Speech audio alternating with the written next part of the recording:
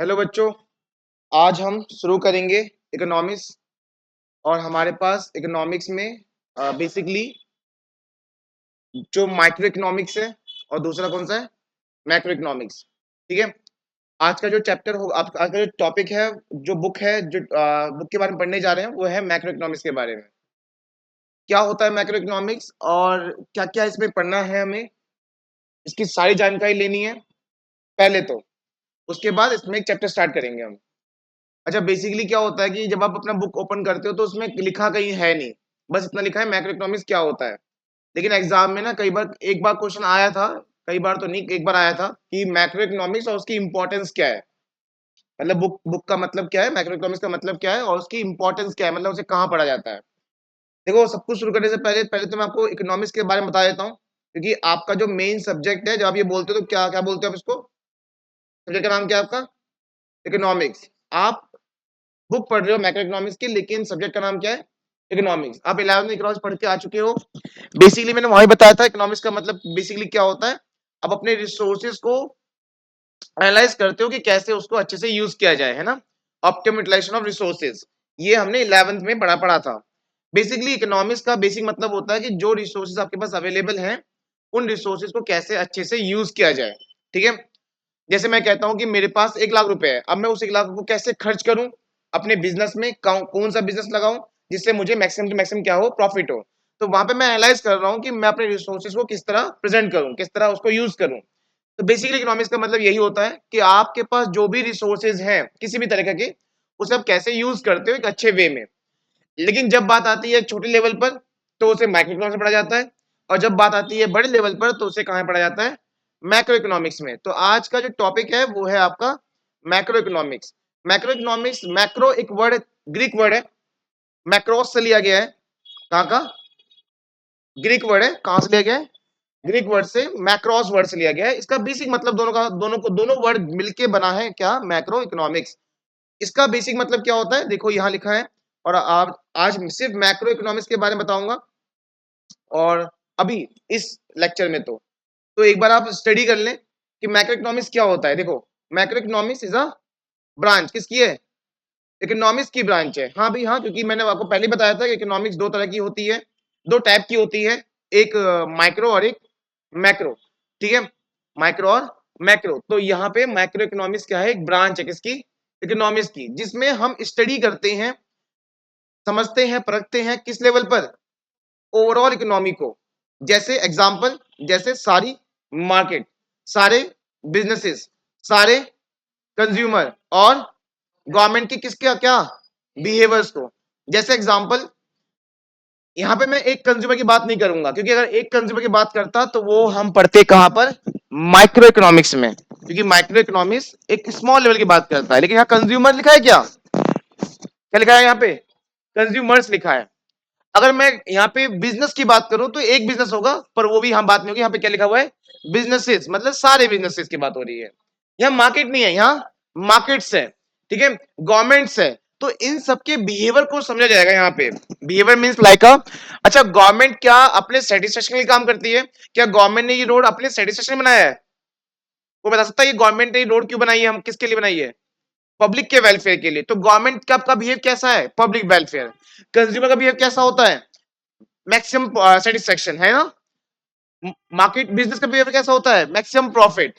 ठीक है, तो सबका एक अलग अलग बिहेवियर है, उसको ही एनालाइज करते हैं हम किसके अंदर, मैक्रो इकोनॉमिक्स के अंदर।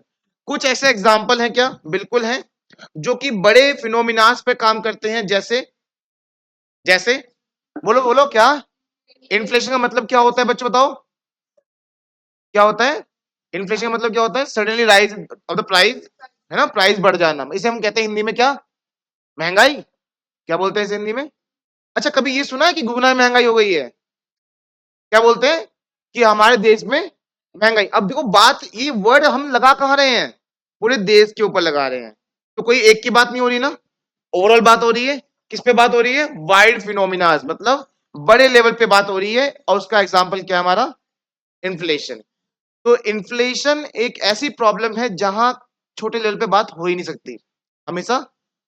और हम पढ़ भी क्या रहे हैं, कौन सी क्लास पढ़ रहे हैं हम, तो जहां सारी बातें बड़े लेवल पे होंगी, है ना।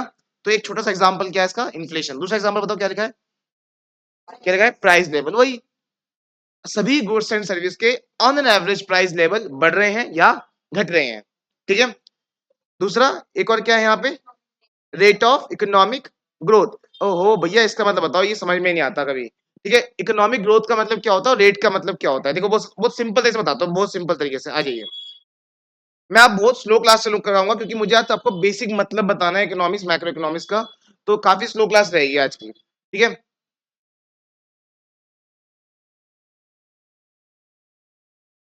बहुत डीप बातें बताने वाला हूँ, बहुत डीप बातें। देखो भाई मान यहाँ पे मान लीजिए अभी 20 स्टूडेंट्स हैं, ठीक है, सभी के सभी बिजनेसमैन हैं, और हर एक बंदा यहाँ पे 1 लाख रुपए की प्रोडक्शन कर रहा है, कितने की, तो टोटल कितना हो गया, 20 लाख हो गए। चलो बहुत बढ़िया, कितना हो गया, 20 लाख हो गया, ठीक है। अच्छा, ये है इस साल की प्रोडक्शन, ये है इस साल की प्रोडक्शन। अगले साल हर एक बिजनेस का 1.5 लाख का बिजनेस हुआ, कितने का, तो टोटल कितना हो जाएगा पता है इस बार, अब कितना हो जाएगा इस बार, अब 30 लाख हो जाएगा। कितना हो जाएगा, समझ में आया। उस टाइम पे पर कितना था, 1 लाख, अब कितना है, 1.5 लाख है। कितना है अब, 1.5 लाख है। तो अब आपका टोटल बिजनेस कितना दे, कितना आउटपुट निकाल रहा है, 30 लाख का बिजनेस कर रहा है टोटल मिला के, है ना। अच्छा मैंने 1% की बात क्यों नहीं करी बताओ जरा, क्योंकि हम माइक्रो पढ़ ही नहीं रहे, हम क्या पढ़ रहे हैं अभी, जो कि बात ही किस लेवल पर करता है, बड़े लेवल बात करता है। तो मैंने आपको सबको एक साथ लिया, ठीक है। हमारा बिजनेस पहले सबका मिला के 20 लाख का प्रोडक्शन करता था, अब कितना कर रहा है, तो हमें ये जानना है कितना ग्रोथ हुआ है, पहले से कितना ग्रोथ हुआ है।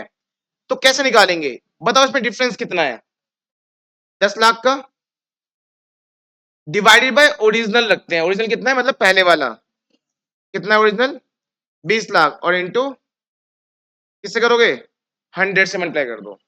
आपका कितना परसेंट निकल के आएगा, सब काट पीट के कितना आएगा, 50%। इसका मतलब हमारा हमारे इस पूरे ग्रुप ने एक साल में कितना ग्रो किया, बोलो सारे, 50% ग्रो किया है, ठीक है। कितना ग्रो किया है, यही है रेट ऑफ ग्रोथ, यही है रेट ऑफ ग्रोथ, समझ में आया।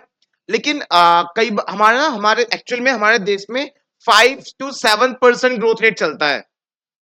अभी तो मेरे एग्जांपल में कितना आ रहा है, 50%, लेकिन हमारे देश में 5 to 7% ग्रोथ रेट चलता है।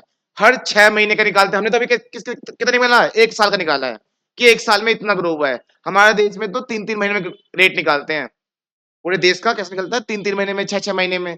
उसके पीछे भी रीजन है, जितनी जल्दी अगर पता चल जाए कि क्या रेट चल रहा है, तो उतनी जल्दी हमारी गवर्नमेंट और चौकन्ना हो जाती है इसको और तेजी से बढ़ाने के लिए। एग्जाम्पल बताता हूँ, हमारे यूटी होते हैं हर 3 महीने में, हाफ ईयरली होते हैं 6 6 महीने में, होते हैं ना। क्यों होते हैं, ताकि बच्चे को पता चलता रहे कि हर 3 महीने में कि मैं कहाँ स्टैंड करता हूँ, और तभी वो अपनी पॉलिसी बनाए और अपने आप को और ग्रो कर ले। इसलिए हमारी गवर्नमेंट हर 3 महीने में, 4 महीने में, 5 महीने में ग्रोथ रेट निकालती रहती है, ताकि ये पता चल जाए कि हम वाकई में बढ़ रहे हैं या फिर घट रहे हैं। और जहां घटने वाली दिखा के यहाँ घट रहे हैं, वहीं पे कुछ पॉलिसी लगाती है और फिर से हम बढ़ने लगते हैं। तो ये है एक्चुअल में रेट ऑफ ग्रोथ, समझ में आ गया, समझ में आ गया।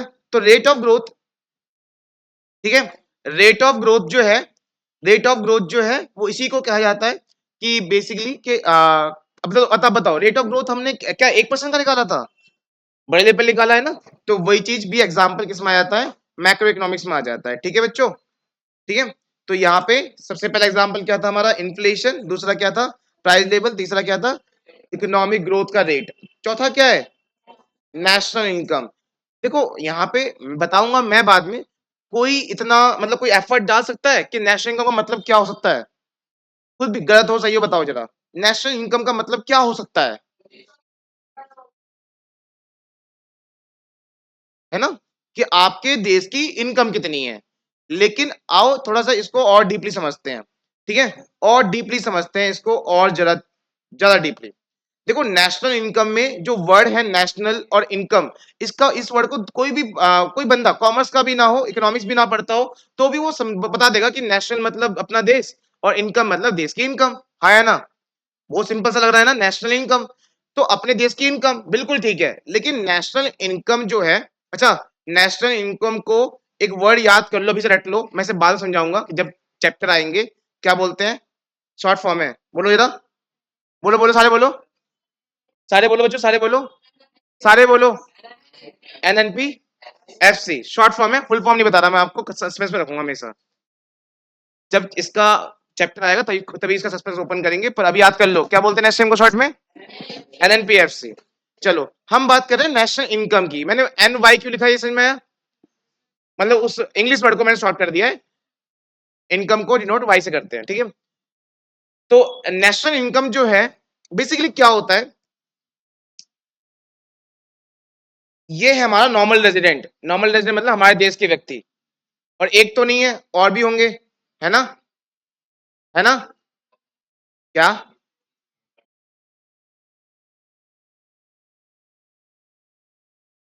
और भी होंगे, बहुत सारे हैं। तो हमारे ये हमारे कौन है, हमारे देश के लोग हैं।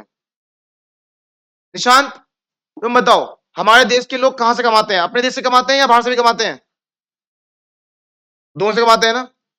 फॉर एग्जाम्पल तेरी जॉब बाहर लग जाए और तेरे भाई की जॉब यहाँ लगे, जो घर में मम्मी को पैसा मिलेगा हर महीने, वो पैसा कहां कहां से आ रहा है, बाहर से भी। और पर तुम दोनों हो कहां के, तुम दोनों इसी देश के हो, लेकिन पैसा आ रहा कहां से, यहां से भी। और समझे, जब हमारे देश के लोग कमाते हैं, पैसा कमाते हैं कहां से, अपने देश से भी और बाहर से भी। जब दोनों इनकम जुड़ के आती है, देखो मैं यहां लिख देता हूं डोमेस्टिक, डोमेस्टिक मतलब अपना देश से, ठीक है।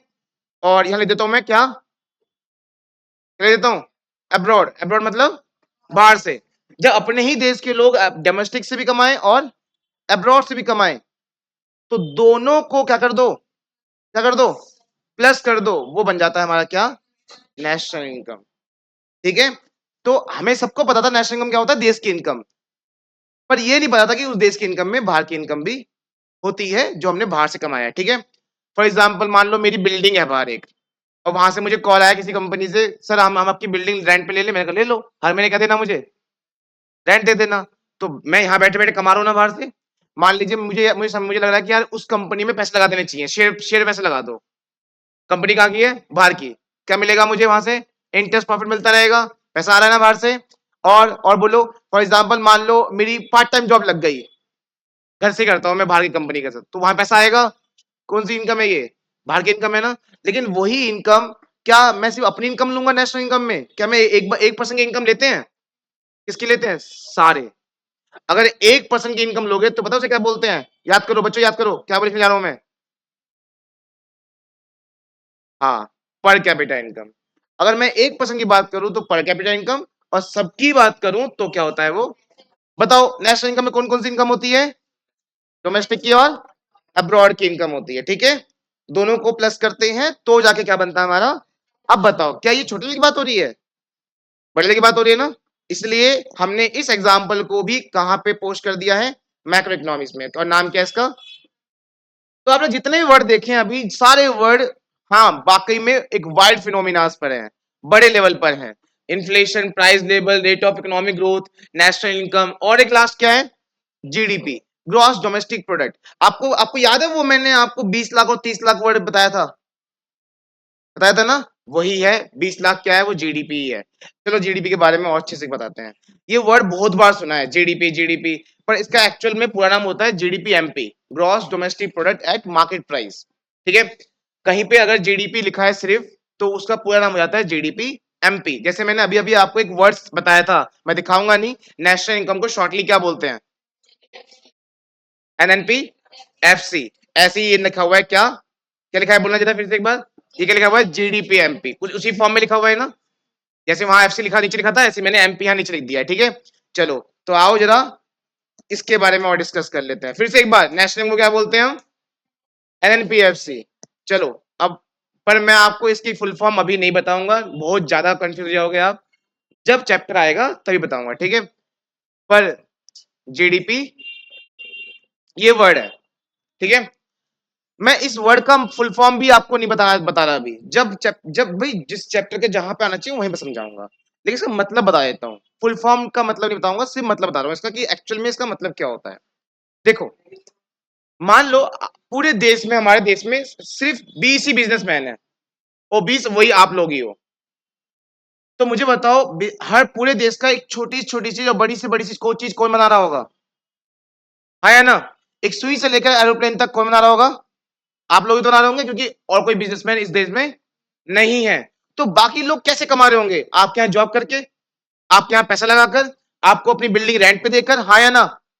और और कोई भी बिजनेस नहीं चल रहा, इवन कोई भी बिजनेस कह रहा हूं मैं, कोई भी बिजनेस, ये भी एक बिजनेस कर रहा हूं मैं, अभी भी कर रहा हूं ना, ये भी तो एक बिजनेस ही है। लेकिन एक बात समझना, अभी फिलहाल ये मान लो अपने देश में आपके अलावा और कोई बिजनेस नहीं कर रहा है, हाँ या ना? अच्छा, हर एक प्रोडक्ट का एक मार्केट प्राइस दिखा है आपने, एमआरपी लिखी होती है, लिखी होती है ना? और उस एमआरपी के नीचे एक ब्रैकेट में एक लाइन लिखी होती है, बता सकते हो क्या लिखा होता है? क्या क्या बोलना बोलना? इंक्लूसिव ऑल टैक्सेस, ठीक है। ये बात मैं आपको बात बताऊंगा, लेकिन अभी फिलहाल सुनो।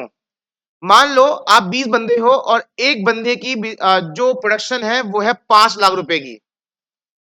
मतलब उसने मार्कर बनाया, ठीक है, मार्कर का एमआरपी रखा, और उसने कहा कि मेरे पास जितने भी मार्कर हैं उन सबकी एमआरपी को प्लस कर दूं तो कितने बन रहे हैं? 5 लाख रुपए। एमआरपी की वैल्यू है ये क्या है? एमआरपी की वैल्यू, सारे मार्कर्स की एमआरपी की वैल्यू कितनी है? ऐसी आप सब ने अपने अपने प्रोडक्शन की एमआरपी बताई मुझे, एक क्वांटिटी नहीं, जितना ही बना रहे हो आप, पूरे साल बना रहे हो आप, पूरे साल में जितना भी बना रहे हो ना निशान, पूरे साल में जितना भी आप बना रहे हो, और उस हर एक गुड्स की क्या, कौन सी वैल्यू? एमआरपी, मार्केट प्राइस कहते हैं, क्या बोलते हैं? एमआरपी, क्या बोलते हैं उसे? मैक्सिमम रिटेल प्राइस, जिसे मार्केट प्राइस भी बोलते हैं। अब सबने मुझे 5-5 लाख बताया, चलो मान लो सबका 5-5 लाख है, ठीक है। तो बताओ कितने हो गए टोटल मिला के? कितने बंदे हैं, कितने बिजनेसमैन है? 20, कितने हो जाएंगे? 1 करोड़। कितने हो जाएंगे? 1 करोड़ रुपए। सुनो, ये है आपका जीडीपी। एमपी मतलब मार्केट प्राइस होता है, ठीक है। और ये सब मार्केट प्राइस पे था ना, इस सारे प्रोडक्ट की वैल्यू मार्केट प्राइस पे था ना, बताया था ना आपको। तो आपके पूरे प्रोडक्शन की वैल्यू कितनी आई है? सारे बोलो, क्या बोलते हैं उसको? मैं आपको फुल अभी बता देता हूँ, फुल फॉर्म मतलब नहीं समझाऊंगा। Gross domestic product at market price. Gross domestic product at market price मतलब, अभी मत भूल, सुनो, बस ये समझो कि जीडीपी क्या होता है? आपके देश की टोटल प्रोडक्शन की वैल्यू, आपके देश की टोटल प्रोडक्शन की मार्केट वैल्यू, एक दिन की, एक साल की, जिसे हम फाइनेंशियल ईयर या अकाउंटिंग ईयर कहते हैं, ऐसा अकाउंट में बोलते हैं। फाइनेंशियल ईयर या कौन सा होता है वो? 1 अप्रैल से 31 मार्च। तो अगर आप भी अपना कोई बिजनेस कर रहे हो, तो 1 अप्रैल से 31 मार्च तक जितना भी बिजनेस कर रहे हो, चाहे आपने माल बेच दिया हो, चाहे आपने माल बेच दिया हो, रिकॉर्ड तो होगा ना आपके पास कि इतना प्रोडक्शन किया है हमने, इतनी एमआरपी के साथ। तो ये सारी वैल्यू आपको गवर्नमेंट को बतानी होती है। और सुनो, बतानी नहीं होती, जब आप गवर्नमेंट को जीएसटी पे करते हो ना, तो गवर्नमेंट को अपना पता चल जाता है। कैसे बताता हूं? मान लो आपका एक बिजनेस है, और आपने बोला कि आपने कुछ नहीं बोला, पर आपको इतना पता है कि आपका 1 लाख का प्रोडक्शन हुआ है, कितने का? अब आपने गवर्नमेंट को 10% जीएसटी दिया है, कितने हो गए बताओ? 1 लाख का 10% कितना होता है? तो जैसे आप गवर्नमेंट को 10,000 दोगे ना, तो गवर्नमेंट तुरंत समझ जाएगी इसने 10,000 किस 10,000 10% के हिसाब से दिया है, तो इसकी मार्केट वैल्यू कितनी हो गई है? 1 लाख। वो उल्टा कर देगी। तो आप बिना बताए गवर्नमेंट को क्या बता रहे हो? कि भैया हमारे हमारे बिजनेस का प्रोडक्शन कितना हुआ है? 1 लाख। तो ऐसी सब देते होंगे डाटा, उनको सब जीएसटी देते होंगे, तो गवर्नमेंट को यहीं से पता चल जाता है। एक्चुअल में हमारे देश में जीडीपी कैलकुलेट होती है, कौन करता है? एक ऑर्गेनाइजेशन है, स्टैटिकल ऑर्गेनाइजेशन है, वही इसको, गवर्नमेंट की ऑर्गेनाइजेशन है, स्टैटिस्टिक ऑर्गेनाइजेशन है, वही जीडीपी हर 3-4 महीने में कैलकुलेट करती है। अच्छा बताओ, मैं हर 3-4 महीने में क्यों करती है? मैंने अभी बताया था पीछे, ताकि वो ग्रोथ रेट पता कर सके, है ना? ठीक है। जैसे अभी 1 करोड़ है, और मान लो 3 महीने बाद 80 लाख हो जाए, तो गवर्नमेंट क्या करेगी? ओ अच्छा, प्रोडक्शन क्या हो गई पहले से? कम हो गई है, चलो कुछ ना कुछ पॉलिसी लगाते हैं, इनको फायदा करो, उनको फायदा करो, जीएसटी कम कर दो, इनका जीएसटी कम करो, चीजें में थोड़ी सस्ती होंगी, ज्यादा बिकेगा, डिमांड बढ़ा है ना, इसलिए ज्यादा बिकेगा, ज्यादा प्रोडक्शन करेंगे, है ना? तो गवर्नमेंट हमेशा देखती रहती है कि यार इन बड़े बिजनेस का फायदा करना है, ठीक है, ताकि ये बिजनेस बढ़ेंगे तो हमारे देश का प्रोडक्शन बढ़ेगा और लोगों को जॉब मिलेगी। बहुत सारी कहानी है। देखो जितनी बात मैं आपको बता रहा हूँ, अगर आपने 11 में इकोनॉमिक्स में से पढ़ी है, अच्छे से पढ़ी है, तो आपको मेरे वर्ड्स समझ में आ जाएंगे। मेरे वर्ड्स का लेवल हाई होने वाला है अब, ठीक है, बहुत हाई होने, क्योंकि 11 में बहुत लो कॉन्सेप्ट है, इसमें हाई कॉन्सेप्ट है। मेरी सारी बातें आपको हाई लेवल लगने वाली है, सारी बातें इकोनॉमिक्स की। और इकोनॉमिक्स वाकई में एक सबसे हार्डेस्ट सब्जेक्ट माना जाता है कॉमर्स का, ठीक है। सबसे ज्यादा फेल परसेंटेज में होता है, तभी इसलिए होता है क्योंकि इसको हल्का मान लेते हैं बच्चे। नहीं, अब मैं खुद इससे पर्सनली बोलता हूँ, अकाउंट से भी हार्ड सब्जेक्ट इकोनॉमिक्स होती है, ठीक है। बस ये है कि आपको इसको समझना पड़ेगा, रटना नहीं है, क्योंकि जितना आप समझोगे उतना आप बना के लिखोगे कॉन्सेप्ट को लगाते हुए, ठीक है। तो जितनी बात बता रहा हूँ आपको, ये सारी बातें आपको हाई लेवल पे लगेंगी और आपको हाई लेवल पे ही पढ़नी पड़ेगी, ठीक है। मैं आपको डरा नहीं रहा, मैं आपको समझा रहा हूँ कि किस तरह से पढ़ना है। अभी पहला दिन है, ठीक है, पहला दिन आपको बस एक रोड मैप दे रहा हूँ किस तरह से पढ़ना है। 11 का नहीं है जहां डिमांड की डेफिनेशन, मार्केट डिमांड की डेफिनेशन आ जाए और लिख दे वहां पे, ऐसा नहीं हो, कोई डेफिनेशन नहीं आती, 12th में कोई डेफिनेशन नहीं आती, बता रहा हूँ पहले से। चलो, तो आपको जीडीपी का मतलब समझ में आ गया, total market value of all the goods and service which is produced in a domestic territory, कि आपके देश में जितना प्रोडक्शन हुआ है उसकी मार्केट वैल्यू, ठीक है, इन अ अकाउंटिंग ईयर, एक साल के अंदर, ठीक है, उसे हम कहते हैं जीडीपी। एमपी क्या? GDP MP. चलिए, तो ये हो गई आपकी, तो बताओ ये भी कोई छोटे लेवल की बात है क्या? जीडीपी एमपी भी छोटे लेवल की बात है? सबका देख रहे थे निकाल के, कितना 1 करोड़ आया था ना, तो किसी एक का तो एक करा नहीं हमने, सबका एक साथ करा है, तो क्या है वो भी मैक्रो इकोनॉमिक्स का ही एक पार्ट बन गया। और लास्ट का लिखा है चेंज इन एम्प्लॉयमेंट बोल लो, अनएम्प्लॉयमेंट बोल लो, बेरोजगारी। अब बेरोजगारी ये तो नहीं बोलते कि गुना में बेरोजगारी चल रही है, नहीं बोलते ना। बेरोजगारी क्या बोलते हैं कि यार यूपी में बेरोजगारी है या फिर देश में बेरोजगारी है, यही वर्ड बोलते हैं ना हमेशा। तो रोजगार, बेरोजगार, ये एक ऐसे वर्ड्स है, ये ऐसी प्रॉब्लम्स हैं जो हमेशा बड़े लेवल पे ही बात होती है, ठीक है। हमारे देश की गवर्नमेंट हमेशा एम्प्लॉयमेंट जनरेशन के लिए कुछ ना कुछ काम करती है। अच्छा, कई, अच्छा मुझे कोई बता सकता है कि गवर्नमेंट की वजह से किसी को जॉब मिल जाए कैसे? गवर्नमेंट की वजह से किसी को जॉब मिल जाए कैसे?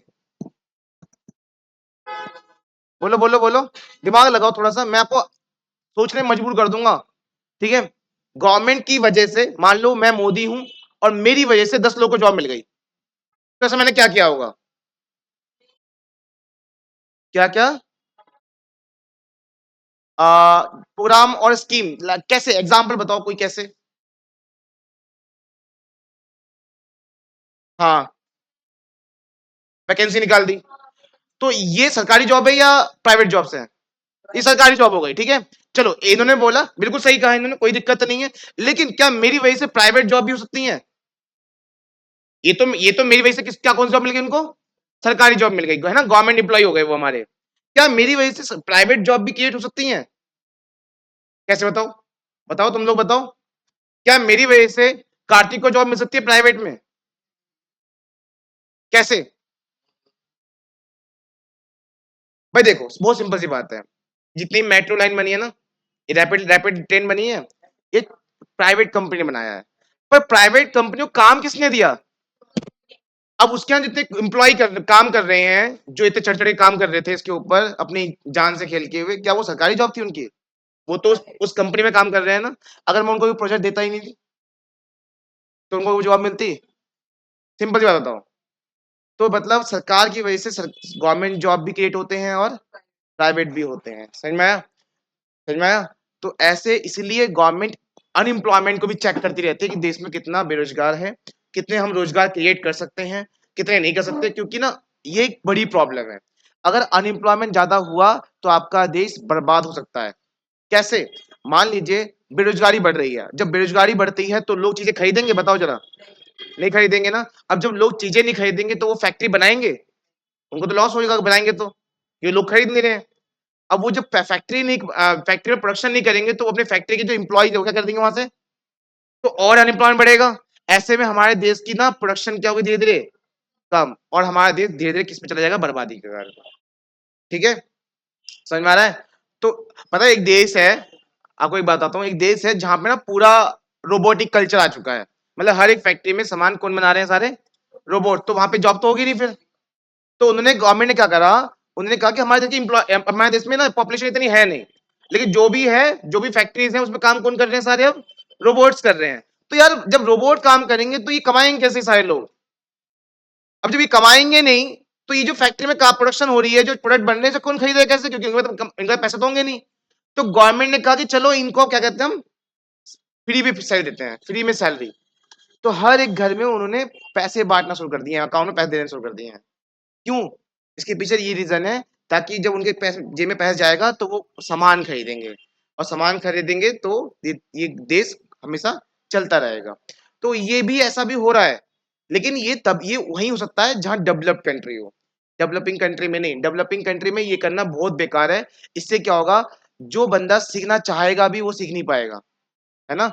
वहां सब कुछ हो चुका है, सब सीख चुके हैं हर चीज, हर कोई लोग अमीर हैं ऑलरेडी। ठीक है, यहाँ ऐसा करना बहुत बेकार होगा, जो कि हमारे देश के जो नेता हैं वो ऐसा करने मजबूर करते हैं कि हमें वोट दो, हम आपको महीने के महीने 5,000 रुपए देंगे, होता है ना, है ना। हम लेडीजों को 2,500 रुपए देंगे, ये क्यों? ऐसा करके आप वोट तो ले लोगे, पर ऐसे में आप क्या कर रहे हो, आप उन्हीं पर्सन को कमजोर कर रहे हो। जहां वो सीखना चाहते थे वो सीखेंगे नहीं, पैसे तो फ्री में मिल रहे हैं। ठीक है, चलिए।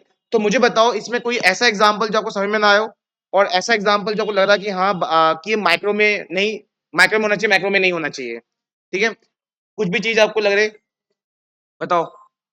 सब कुछ ठीक है।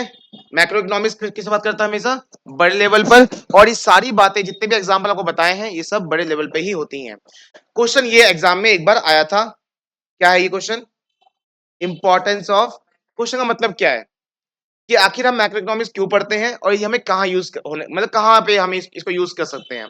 अब एक बात बताओ, जीडीपी एक मैक्रो इकोनॉमिक्स का पार्ट है, हाँ या ना बोलो, हाँ या ना बोलो।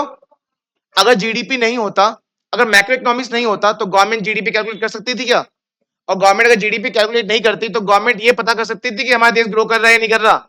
आज हमारा देश 5वें नंबर पे है पूरे वर्ल्ड में, वो तभी तो पता लग पाया जीडीपी में, जीडीपी में प्रोडक्शन में 5वें नंबर पे पूरे वर्ल्ड में। ये तभी तो पता लग पाया जब हर एक कंट्री क्या कैलकुलेट करती है। और और ये है किसके अंदर, तो मैक्रो इकोनॉमिक्स अगर नहीं होता तो कोई भी देश जीडीपी कैलकुलेट नहीं कर पाता। और जीडीपी कैलकुलेट नहीं होती तो पता है कैसे करते हैं, पता कैसे करते हैं कि हम ग्रो कर रहे हैं। ये कैसे पता करते हैं कि जब हम कैसे कंपेयर करते हैं एक दूसरे को, और कंपेयर नहीं कर पाते तो पता चलता है कि हम किस रैंक में हैं। बात समझ में आ रही है ना। तो वही चीज है। अच्छा, जब जीडीपी पता चल जाए और ये पता चले कि यार डाउन जा रहे हैं, तो गवर्नमेंट क्या करती है फिर, पॉलिसी बनाती है। क्या बनाती है, कैसी पॉलिसी, गवर्नमेंट पॉलिसी बनाती है ताकि दोबारा से प्रोडक्शन बढ़ जाए। तो बताओ, अगर मैक्रो इकोनॉमिक्स ही नहीं होता तो जीडीपी नहीं होती, और जीडीपी नहीं होती तो गवर्नमेंट पॉलिसी बनाती क्या फिर। तो आपके देश के ग्रो के लिए सबसे पहले मैक्रो इकोनॉमिक्स की इसलिए इंपॉर्टेंस है कि मैक्रो इकोनॉमिक्स की हेल्प से आप कई सारी चीज कैलकुलेट कर पाते हो, और मैक्रो इकोनॉमिक्स की हेल्प से ही आप पॉलिसीज भी बना पाते हो, है ना। तो लग रहा है ना इंपॉर्टेंस सब, है ना। जब आपको याद होगा कोविड हुआ था और लॉकडाउन लग गया था 5-6 महीने के लिए, आप छोटी क्लास में होंगे उस टाइम पे, 4-5 साल पुरानी बात है ये। ठीक है, 5 साल पुरानी मतलब आप होंगे 7th 8th क्लास में। ठीक है, इतना तो याद होगा आपको कि 5-3-4 महीने के लिए सब कुछ बंद हो चुका था, बस 3-4 दुकान खुलती थी, एक परचून की, सब्जी की, और मेडिसिन की, हाँ या ना। बाकी सब दुकानें बंद होती थी ना। अब उस टाइम पे हमारे देश की जीडीपी बढ़ रही थी, घट रही थी, बताओ उस टाइम पे। सोच सोच के आंसर दिया करो, यहाँ मजाक नहीं चल रहा कुछ भी। ठीक है, सोच के बताओ, जीडीपी उस टाइम पे बढ़ रही होगी, घट रही होगी, घट रही थी ना। पता है ये रियल में है, ये रियलिटी है। उस टाइम पे 4-5 महीने के बाद जब दोबारा से लॉकडाउन हटाया गया और देश को आगे बढ़ाना था, तो उस टाइम पे बहुत सारे बिजनेस बर्बाद हो चुके थे, क्योंकि कई लोग क्या होते हैं, लोन लेके बिजनेस करते हैं। ठीक है, कई सारे बिजनेस बर्बाद हुए, लेकिन उसी टाइम पे आरबीआई और गवर्नमेंट ने कई सारी ऐसी पॉलिसी निकाली जिसकी वजह से 2-3 महीने में ही हम काफी ज्यादा ग्रो कर गए। तो गवर्नमेंट नहीं होती, मैक्रो इकोनॉमिक्स नहीं होता तो गवर्नमेंट कभी पॉलिसी बना ही नहीं पाएगी, क्योंकि मैक्रो इकोनॉमिक्स का ही बड़ा रोल है पॉलिसीज बनाने में। ठीक है, क्योंकि मैक्रो इकोनॉमिक्स की वजह से पता चलता है कि एक्चुअल में हम कहाँ पे स्टैंड करते हैं, हमारा ग्रोथ रेट क्या है, वो तभी तो पता चलता है जब जीडीपी होती है। जब हम कंपेयर करते हैं, जैसे 30 लाख को हमने 20 लाख से कंपेयर किया था तो 50% आया था, आया ना। तो जीडीपी अगर नहीं होगा हम कभी एनालाइज नहीं कर पाएंगे। ठीक है, तो देखो यहाँ पे मैं शॉर्टली बता रहा हूँ। सबसे पहले फंक्शनिंग ऑफ इकोनॉमी, इकोनॉमी को चलाने के लिए मैक्रो इकोनॉमिक्स की बहुत जरूरत पड़ती है। ठीक है, इकोनॉमिक फ्लक्चुएशन, फ्लक्चुएशन का मतलब है अप्स एंड डाउन। आज इतना है बिजनेस, कल कुछ और होगा, कल ज्यादा होगा, परसों कम होगा, है ना। ये सब पता कैसे चलता है, जीडीपी कैलकुलेट कैसे करने से। तो इकोनॉमी के फ्लक्चुएशन को पता करने के लिए हमें मैक्रो इकोनॉमिक्स की हेल्प लेनी पड़ती है। नेशनल इनकम कैलकुलेट करने के लिए हमें मैक्रो इकोनॉमिक्स की हेल्प लेनी पड़ती है। और 4th चैप्टर है calculate measurement of national income, आपके बुक का 4th चैप्टर क्या है, न्यूमेरिकल चैप्टर है। कि नेशनल इनकम कैसे कैलकुलेट किया जाता है। तो वो चैप्टर किस बुक में है? मैक्रो इकोनॉमिक्स में। ठीक है, उसके बाद इकोनॉमिक डेवलपमेंट हो रहा है, आपके देश का डेवलपमेंट हो रहा है नहीं हो रहा, ये सब भी मैक्रो इकोनॉमिक्स बताता है। और परफॉर्मेंस ऑफ इकोनॉमी, इकोनॉमी का परफॉर्मेंस क्या है, ठीक है, इकोनॉमी का परफॉर्मेंस क्या है, जो कि हम कंपेयर करके पता करते हैं। कंपेयर कैसे? कि दूसरे कंट्री कितना है, हमारा कितना है, और हम कहाँ स्टैंड कर, जैसे मैंने कहा ना कि हमारा देश 5वें नंबर पे है, वो तभी तो पता चल पाया जब हमने कैलकुलेट किया, उस कंट्री ने कैलकुलेट किया, हमने कैलकुलेट किया, सबने कैलकुलेट किया, तब हम पता चला कि हम ना किस पे आते हैं, 5वें नंबर पे आते हैं। तो उससे हमें पता चल जाती है कि हमारी इकोनॉमिक का परफॉर्मेंस कैसा है। ठीक है, और इस मैक्रो इकोनॉमिक्स का जो स्टडी है वो बड़े लेवल पे होती है। यहाँ पे लिखा हुआ है जैसे total income, total output, employment और जनरल प्राइस लेवल, और लेवल ऑफ एम्प्लॉयमेंट की आपका रोजगार का लेवल कितना है पूरे कंट्री का, वो सब भी हम जैसे macro economics have to analyse the generate level of, macro economics की वजह से आपको हेल्प मिलती है कि आप कैसे रोजगार क्रिएट करोगे, general level of employment and output economy, economy में आपका रोजगार कितना बढ़ना चाहिए, कैसे बढ़ना चाहिए, और प्रोडक्शन कैसे बढ़े, वो सब आपकी मदद कौन करता है? Macro economics. तो मैक्रो इकोनॉमिक्स का इंपॉर्टेंस एक बार फिर से सारे हेडिंग हेडिंग देखो कि कैसे काम करती है आपकी इकोनॉमी, कैसे आपकी इकोनॉमी फ्लक्चुएट करती है, फ्लक्चुएट मतलब चेंजेस होती हैं, अप जाता है, डाउन जाता है, उसको पता लगाने के लिए आप किसकी हेल्प लेते हो? मैक्रो इकोनॉमिक्स की। देश के नेशनल इनकम कैलकुलेट करने के मैक्रो इकोनॉमिक्स, इकोनॉमिक डेवलपमेंट जानने के लिए national income, national sorry macro economics. Economic development में कुछ एग्जांपल है, जैसे क्या है? गरीबी, कभी ये नहीं बोलते गुना में गरीबी है, देश में बोलते हैं ना, हमारे देश में आई थिंक 12-15% गरीबी है। गरीबी को कैसे डिफाइन किया जाता है? जो अपने बेसिक नीड को ही पूरा नहीं कर पाते। Inequalities of income and wealth की, कुछ लोगों की बहुत इनकम कम है, कुछ की बहुत ज्यादा, तो ये सब की बात इसमें करते हैं। अच्छा, जैसे मैं कहूं कि इससे पता चलता है क्या डेवलपमेंट? हाँ, इससे पता चल जाता है। ठीक है, अगर मैं कहूं जैसे हमको डेवलपिंग कंट्री कहा जाता है और यूएसए को डेवलप कंट्री कहा जाता है ना, कोई बता सकता है ऐसा क्यों? हमें डेवलपिंग क्यों कहते हैं, उन्हें डेवलप कंट्री क्यों कहते हैं? डेवलप का मतलब ना बेसिकली बच्चे ये कहते हैं कि सर वो डेवलप्ड हो चुका है। अच्छा, वो डेवलप हो चुका है तो क्या वो अभी भी कोई टेक्नोलॉजी पे काम नहीं कर रहे होंगे? कर रहे होंगे ना। तो एक्चुअल में डेवलप्ड और डेवलपिंग का मतलब अलग है। हम उसे ये जान लेते हैं कि हमारा देश डेवलप कर रहा है और वो डेवलप हो चुका है, ऐसा नहीं है। इसका मतलब ये होता है जिस कंट्री के ज्यादातर परसेंटेज ऑफ पॉपुलेशन अमीर हैं, मिडिल क्लास से ऊपर हैं, तो उसे डेवलप कंट्री कहा जाएगा। और जिस कंट्री में ज्यादातर पॉपुलेशन मिडिल क्लास या मिडिल क्लास से नीचे हैं, उसे डेवलपिंग कंट्री कहा जाएगा। और हमारा देश अभी भी ज्यादातर किसमें है? मिडिल क्लास या मिडिल क्लास से नीचे है। ठीक है, वहां के लोग को गवर्नमेंट की जरूरत नहीं है, वहां के लोग धरना प्रदर्शन नहीं करते, रेलवे ट्रैक के आगे नहीं बैठ जाते कि जब जॉब नहीं मिलती उनको, वो खुद ही जॉब क्रिएट कर लेते हैं अपनी अपनी। पर यहाँ के लोग अभी भी गवर्नमेंट जॉब के ऊपर डिपेंड है, हाँ या ना? है ना? तो वही चीज है, तो वही चीज है। तो यहाँ पे poverty, income inequality, difference of stand living, कि जो लोगों का रहन सहन का तरीका है ना भाई, रहन सहन मतलब अलग अलग जीने की प्रक्रिया होती है लोगों की, है ना? आपकी अलग है, बहुत अमीरों की अलग होती है। ठीक है, आपके घर में 20-25 लाख में शादी हो जाती होगी, वहां पे 5,000 करोड़ में शादी हो रही है, सबका लिविंग स्टैंडर्ड अलग अलग है। ठीक है, तो इन सब की बातें भी यहाँ होती हैं। चलो, और इसमें क्या है, इकोनॉमी का परफॉर्मेंस कैसा है वो भी सब आप मैक्रो इकोनॉमिक्स की हेल्प से ले लेते हो। परफॉर्मेंस मीन्स आप कहाँ स्टैंड करते हो। और एक और क्या है, मैक्रो इकोनॉमी में कौन कौन से एग्जांपल्स हो सकते हैं, जैसे टोटल इनकम, आउटपुट, एम्प्लॉयमेंट और जनरल प्राइस लेवल। और लास्ट क्या था, एम्प्लॉयमेंट का लेवल क्या है, रोजगार का लेवल क्या है, कौन से लोग कहाँ कमा रहे हैं। जैसे मैं कहता हूँ कि मैं भी कमा रहा हूँ, और मैं किस सेक्टर में हूँ, मैं सर्विस सेक्टर में हूँ। सर्विस सेक्टर क्या होता है? इसमें हम आपको कोई गुड्स नहीं देते, इन आपको इंटेंजिबल चीजें देते हैं। इंटेंजिबल मतलब जहां कोई चीज, कोई गुड्स नहीं है, सिर्फ आपको एक चीजें मिलती हैं जिससे आप कुछ फील कर सकते हो बस। ठीक है, तो 3 सेक्टर होते हैं जहां लोग कमाते हैं, प्राइमरी, सेकेंडरी, टर्सरी। प्राइमरी में जैसे एग्रीकल्चर आ जाएगा, सेकेंडरी में जैसे मैन्युफैक्चरिंग आ जाएगा, जैसे एग्जांपल आप लैपटॉप बनाने वाली कंपनी में काम कर रहे हो तो हम मैन्युफैक्चरिंग हो रही है, वहां एक गुड्स है, वहां एक प्रोडक्ट है जो आप बेचोगे। और टर्सरी जहां एक सर्विस होगी। ठीक है, डॉक्टर किस में आता है? सर्विस सेक्टर में आता है। इंजीनियर किस में आएगा? सर्विस सेक्टर में आएगा। ठीक है, आप एक बंदे को सिर्फ सर्विस दे रहे हो। तो लोग तीनों सेक्टर में कितने परसेंट लोग काम कम कर रहे हैं, कैसे काम कर रहे हैं, वो सब की बातें यहाँ हो जाती है। समझ में आ गया? तो ये है आपका मैक्रो इकोनॉमिक्स और उसकी इंपॉर्टेंस। अभी सिर्फ मैंने आपको बुक का मतलब बताया है। ठीक है, सिर्फ बुक का मतलब, कोई चैप्टर स्टार्ट नहीं किया। ठीक है, बस ये है इतना।